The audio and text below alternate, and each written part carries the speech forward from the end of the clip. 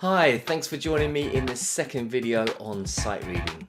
In this video, you'll learn about structure, intervals, repeats, scales, chords and broken chords, arpeggios and sequences. There'll be a number of PDFs that you will need to download as and when it's required. So let's get started. Before you start to play a piece of music, it's important to understand the basic structure of that piece of music. Just like in a book, a story will contain sentences, paragraphs and chapters. Music does the same. At this level, you may find it difficult to understand where these sentences, paragraphs and chapters are located in the music, but here are some guidelines. One of the most basic structures in a piece of classical music is the AA-BA form. The letter A would be one section of the music and B would be a different section. Other structures in classical music are ABA, ABC-BA, and ABAB. Here are some song structures in pop music.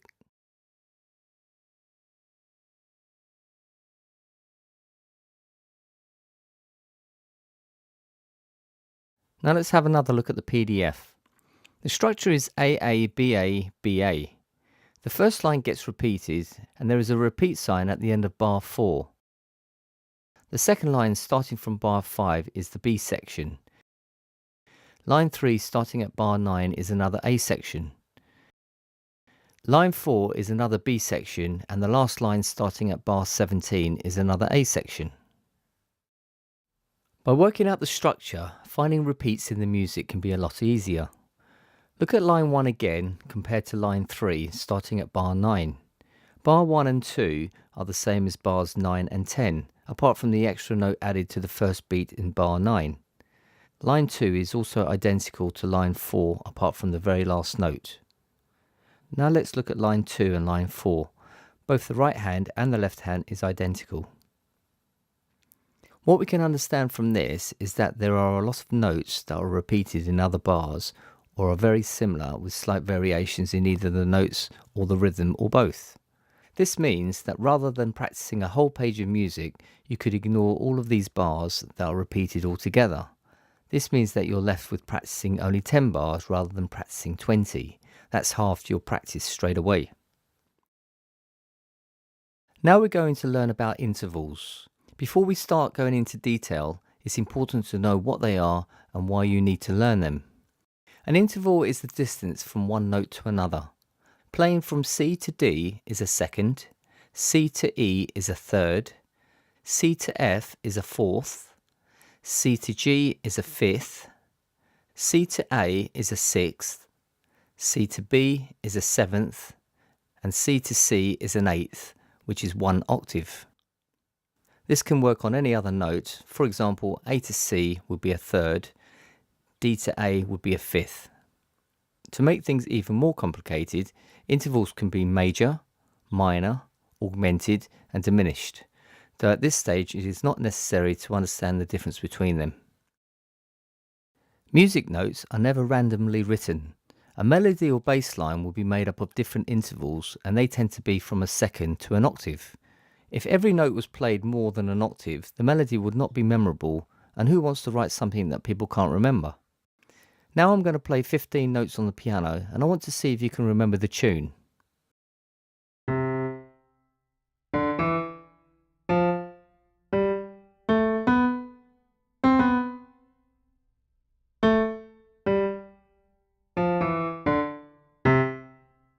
How did you find that? Did you remember the tune? Now I'm going to play the same 15 notes again and see if you can remember this one.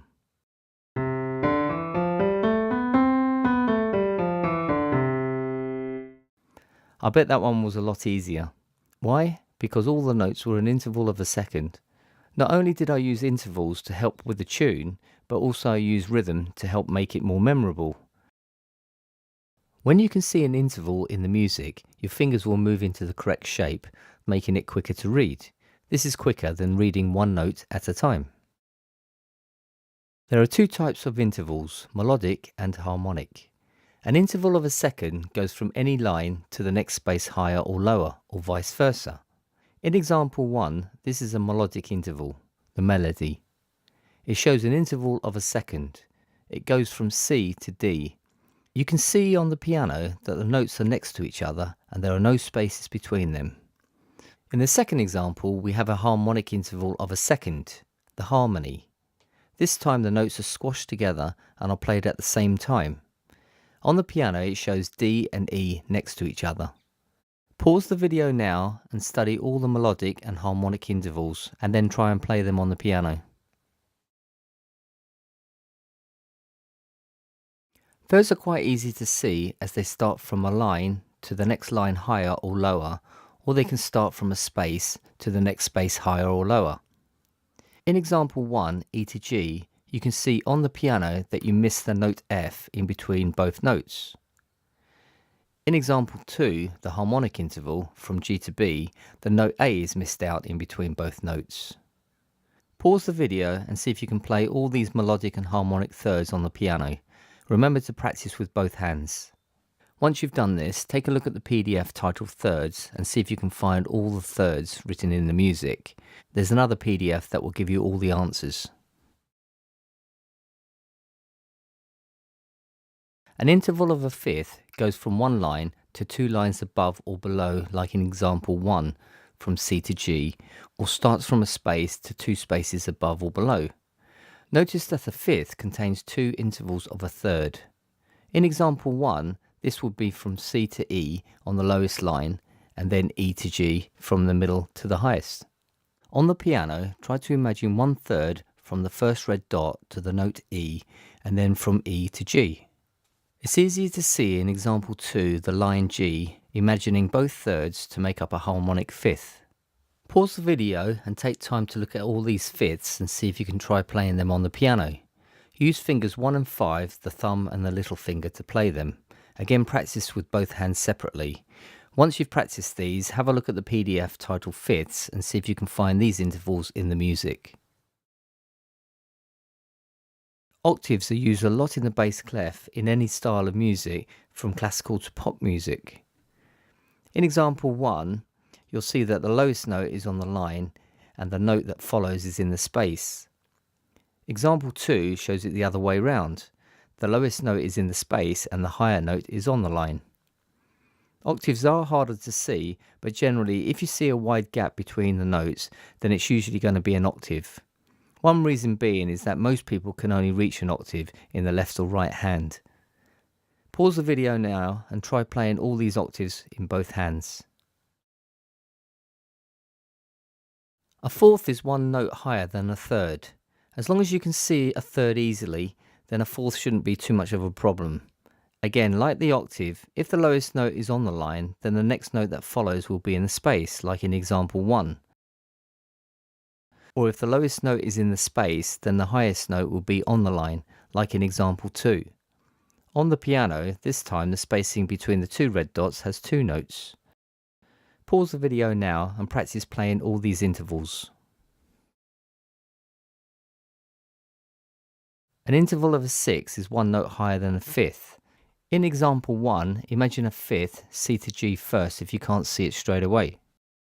On the piano, you can see that there are 4 notes between the two red dots. Again, in example 2, imagine a fifth, E to B, and then add the extra note higher to spot the sixth. Pause the video and study these intervals and then go ahead and practice them on the piano. Focus your attention on the highest note and remember to practice these with the left hand too.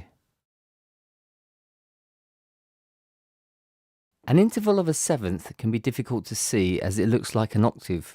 However, unlike octaves, sevenths are spaced either both on the line, as in example 1, or written in both spaces, as in example 2. Pause the video and take time to study the difference between an octave and a seventh. Now let's look at different patterns in music. As mentioned before, music is never played randomly. Scales are the most popular pattern that's used in music, as these can easily be remembered and sung back. In the first bracket you will see C major scale. The scale starts from C and ascends up every white note alphabetically to the C an octave higher. You can see that the scales are made up of an interval of a second. They can easily be recognised in the music as they start line space, or space line, ascending or descending.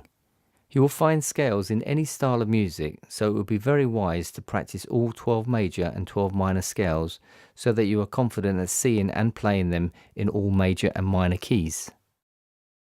A sequence is a melody that is repeated a pitch higher or lower. You can see in the music that the repeated scale pattern ascends in groups of 4 notes. Notice that at the beginning of each group of 4 notes, it also ascends in a scale from F to B, indicated by the arrows. There are 16 notes to be played here. What fingering would be the easiest to use without causing too much trouble?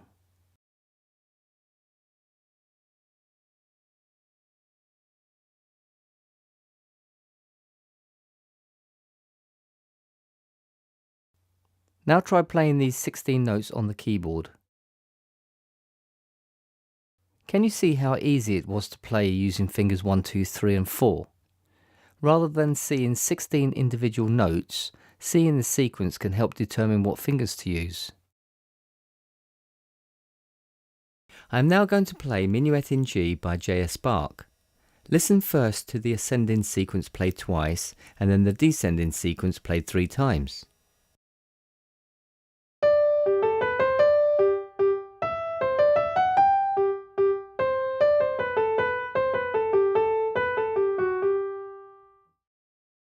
Not only is the music memorable by the sequences played, it would also be easier to read as it would be possible to use the same fingering ascending and the same fingering descending.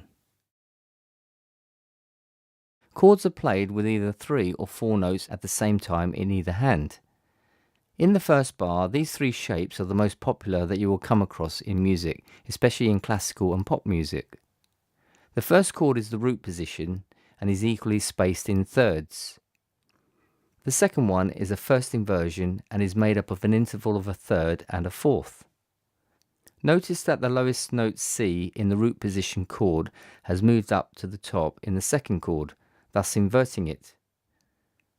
The third chord is a second inversion. Now the lowest note E has been moved up, and this time the harmonic interval of a third is on top and the fourth is below. In the second bar, you can see that the root, first inversion and second inversion look the same as the first bar, even when the root starts in the space. In the third bar, you have 4 note chords.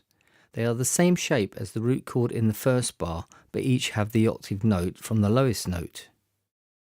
In the last bar, the chords are harder to read because they contain different intervals. The best way to read these chords is to start at the top and then descend. If you come across the fingering for these chords, the top number will be for the top note and the lowest number for the lowest note. You may also see 1 note. This means that this finger will be used to play the highest note of the chord. A broken chord is a chord that is performed playing notes separately, usually starting from the lowest note and ascending, or the highest note and then descending. These broken chords within each bracket are made up of 3 notes, though you can have up to 4 notes being performed with either hand. All these broken chords are equally spaced and are in root position only. Arpeggios usually get played in groups of 4 ascending or descending. Ascending arpeggios, like in bar 1, quite often are written in root position, with the broken chord starting the first 3 notes and then the added octave as the last note. For descending arpeggios, you would have to think backwards, meaning that the high octave note starts first and then the broken chord descends. Once you have realized that you have played an arpeggio, it will be easier reading it as an arpeggio rather than reading 4 separate notes.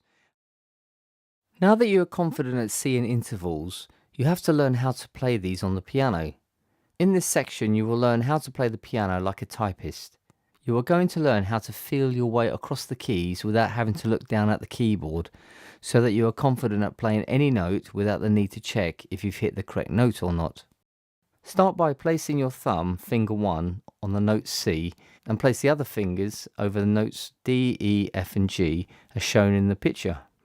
This is a 5-fingered position. You should always try to keep your hand in this position as much as possible, unless the intervals require you to stretch your hand. Study the position of where each note is and then do the following. Without looking at the keyboard, play an interval of a fifth. Now a third.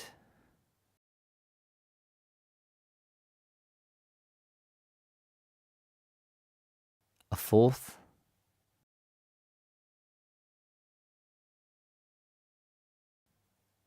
And a second.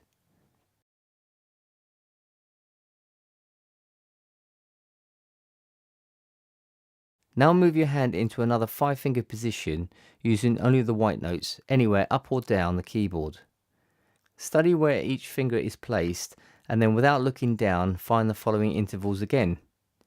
A fifth, a third, a fourth and a second. And remember, some of the intervals have more than one.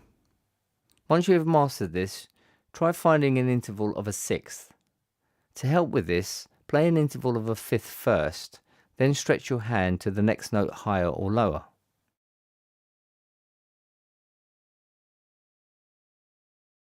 Since octaves are more popular than sevenths, work these out before trying an interval of a seventh.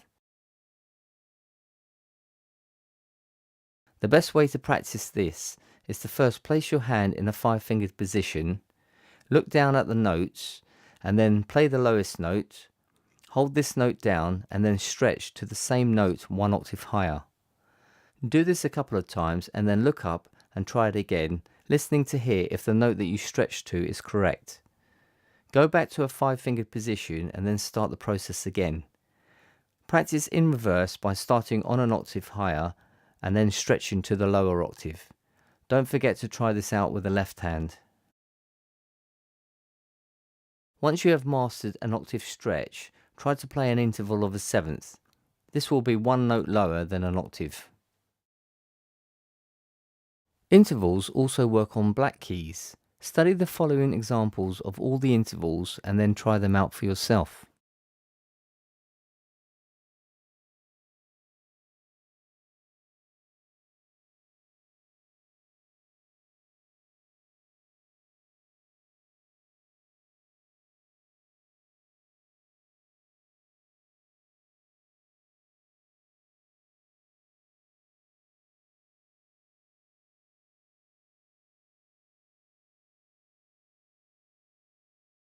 Intervals can also be black and white notes. Study the following intervals and practice them until you feel confident at finding each interval without having to look down.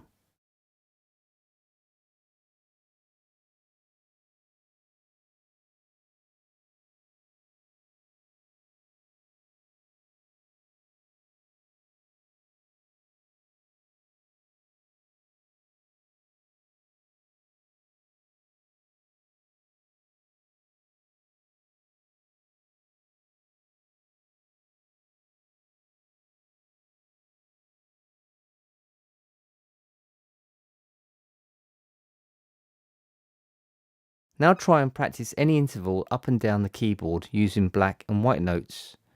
Practice both harmonic and melodic intervals. When practicing melodic intervals, use a silent finger change. For a silent finger change, play 1 note and hold it down and change it to a new finger. This will move your hand into a new 5-fingered position without having to look down. For intervals, practice like a touch typist. Practice in a 5-fingered position, practice over the entire keyboard, and don't forget the left hand. Thanks for watching this second video on sight reading.